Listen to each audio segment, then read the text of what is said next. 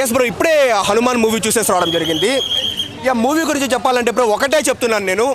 హనుమాన్ మీరు టీజర్ చూసిన తర్వాత కావచ్చు, ట్రైలర్ చూసిన తర్వాత కావచ్చు, ఏ విధంగా ఎక్స్పెక్టేషన్స్ మీరు పెట్టుకుంటారో, ఎలాంటి బజ్ క్రియేట్ చేసిందో డెఫినెట్లీ ఎక్స్పెక్టేషన్స్కి అయితే మీట్ అయిందనమాట.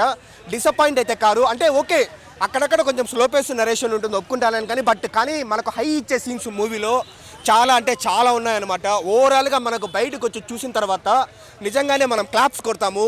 ఒక సీన్లో అయితే మనం దేవుని చూస్తామనే ఫీల్ కూడా వస్తుంది. ఆ క్లైమాక్స్ సీన్లో కావచ్చు, మనకు క్లైమాక్స్ ముందు కూడా ఒక సీన్ వస్తుంది అనమాట. ప్రీ క్లైమాక్స్లో సముద్రకని గారు వచ్చేసి ఎలివేషన్ ఇస్తారు. ఇప్పుడు మనకి ఎట్లా అనుపమ్ ఖేర్ గారు కార్తికేయ 2 మూవీలో కృష్ణుడి గురించి ఎలివేషన్ ఇస్తారు కదా, అదేవిధంగా ఈ మూవీలో సముద్రకని గారు వచ్చేసి హనుమంతుడి గురించి ఎలివేషన్ ఇస్తారు. ఆ సీన్ కావచ్చు, ఇంటర్వెల్ బ్యాక్ సీన్ కావచ్చు, అండర్ వాటర్ సీక్వెన్సెస్ కావచ్చు, అంతా బాగా వర్కౌట్ అయింది.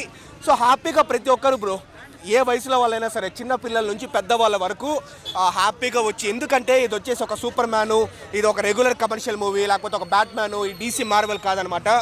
మన దేవుళ్ళ గురించి, మన హిందూ దేవుళ్ళ గురించి, మన భారతీయ దేవుళ్ళ గురించి, మన చరిత్ర గురించి, మన ఇతిహాసం గురించి, మన హిస్టరీ గురించి మనం తెలుసుకుంటాం అనమాట. సో కాబట్టి పిల్లలందరికీ కావచ్చు, ఎవరికైనా కావచ్చు, ప్రశాంత్ వర్మ ఇంకా మంచి వివరంగా బాగా తెలిపినాడు. సో హ్యాపీగా వచ్చి చూడొచ్చు. So first half second half ఇలా డివైడ్ చేస్తే అలా బాగానే ఉంది.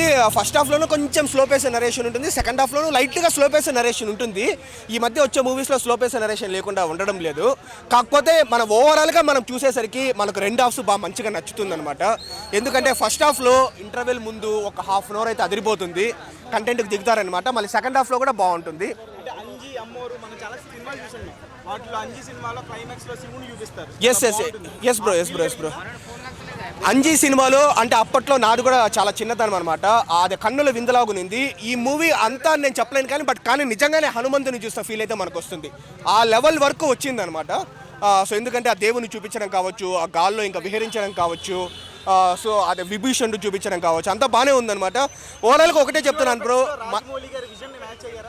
మరీ రాజమౌళి గారి విజన్ని అంటే వీళ్ళకుండే బడ్జెట్లో అయితే వీళ్ళు బెటర్గానే చేస్తారనమాట.